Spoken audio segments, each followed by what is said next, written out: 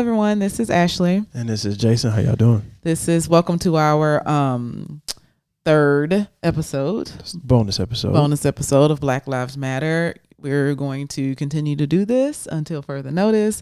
And we're just going to be talking about things pertaining to the Black Lives Matter movement. Yes. So today we wanted to talk about, again, educating ourselves and, they're calling this time, some people, The Great Awakening. The Great Awakening. I think that's really good. Yes. And so as we continue to educate ourselves on the injustice that Black people have faced in this country, I thought about my thesis film project that I completed in 2017. For those of you who are new to this podcast, I got a degree in a master's degree in documentary filmmaking.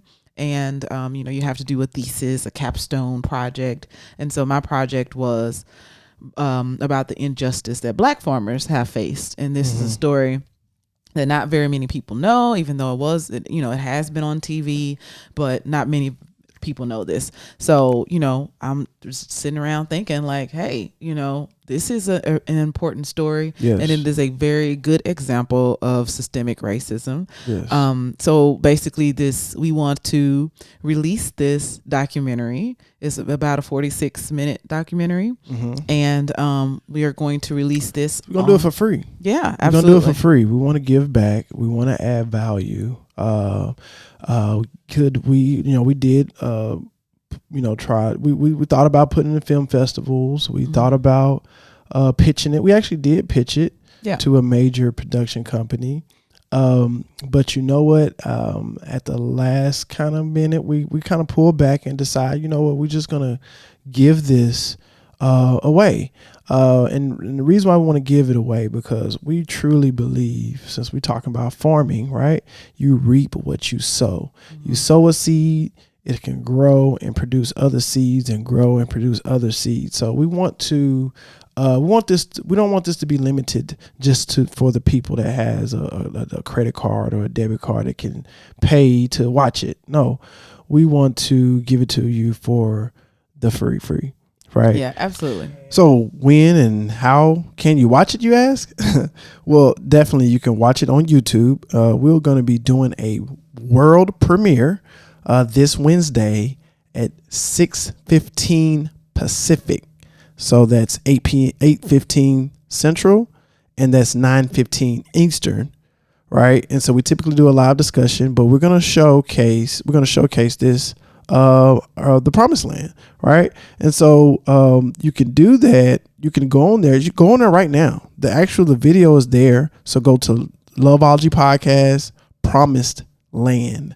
Type that into YouTube, and you will see that it's world premiere. Say premiere, and just get reminded when it's time for it to come on air. We would love to watch it together. We can chat and all that good stuff on live. But if you're doing something else, feel free to watch it on your own. But take a look at it. Like I said, we want to give this to you guys for free. Take advantage of it, and we really appreciate y'all. Right? And you can also go ahead and share the link now, even though we're not premiering until Wednesday. But share the link now so your friends and family members and other people can go ahead and set their reminder as well. So spread this around. We're going to launch it, and we're going to have fun. So thank you. Yeah, because like Jason said, if, we all can watch it together, then, if anyone has any questions for me, then I'll be available to answer them. Sure can. I just wanted to briefly talk about some of the things that is in the film. And it basically talks about the reasons that Black people lost their land in this country. And this is especially important because land ownership allowed white people to accumulate wealth and power. That's how you get to the money fast. It's real estate people. Yeah, if you didn't know that, now you know. In our last bonus episode, we talked about reparations and the fact that the freed slaves were promised land so that they could have a livelihood and independence. They were given it, but it was taken away only after like a couple of months. So Black people were still, forced to work for white landowners. but still somehow, during the Reconstruction period, Black people were still able to amass a great amount of land. Oh yeah. So this story is about the story of Black people having their land taken away again by way of systemic racism and violence, such as lynching and things like that. So basically, we were never able to have the land that was promised to us, and that's why the movie is called Promised Land. So I wanted to make the film longer or into a series because there's just so much history involved in it. So I just mentioned lynching. That was one of the things that I wasn't able to put in the documentary, but I just wanted to mention that because that caused like the violence and the things that was going on in the South that caused the great migration of Black people to, northern places. Right. It wasn't just for, better opportunities. No, they're like fleeing for their life from terrorism, right? Right, basically. So I just wanted to mention that because that was one thing that I just hated that I couldn't fit in there. But like I said, this was a thesis film, and I did the best I could with my time and the resources that I had. Right. So definitely hope, you all learn a lot from it. I hope you can check it out because this issue is still something that is persistent today. With COVID-19, when all of the things started to shut down, restaurants and all of that stuff, most of the farmers in America took a hit, but, Black and other minority farmers, they take a greater blow because they're already a vulnerable population. Right. So I was reading this article on modernform.com, and I'm just going to quote what it said. I think it was written like June the 5th or something like that. So it said last week, the U.S. Department of Agriculture said it had approved $545 million in direct payments to nearly 36,000 farmers and ranchers who have struggled during the pandemic as part of the $16 billion Coronavirus Food Assistance Program, or CFAP. I don't know if they call it CFAP but the program has been touted as the largest single direct payment to American farmers in history, and yet farming organizations are worried that CFAP won't do enough to help many small growers and farmers of color who have been among some of the hardest hit by the pandemic.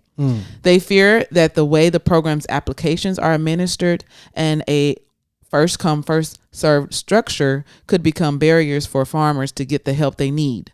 The program is being administered through local offices of the Farm Services Agency, FSA, which is the wing of the USDA that handles loans and credits. Many Black farmers still distrust their local FSA offices after decades of discriminatory loan practices, which led to Black farmers losing their land. Some farmers from underserved communities simply don't have a relationship with the FSA office due to language barriers and other obstacles, end quote.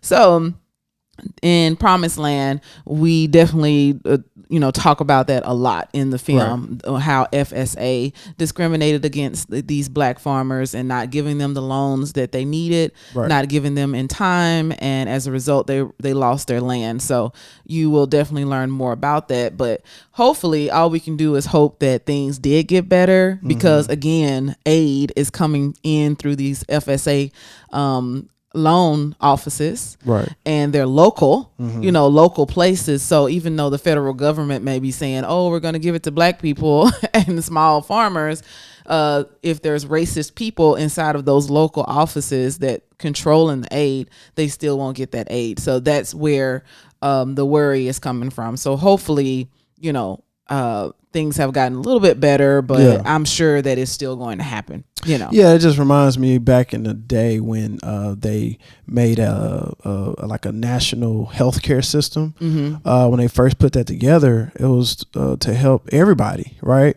But the problem was, federally, it did help everybody, but locally, some hospitals was, it was just simply put, they was racist and didn't want to help out Black people. They sent them elsewhere. So, you could do something on a national level, on a federal level, but if that local office, if they're, they got the power, they hold the power.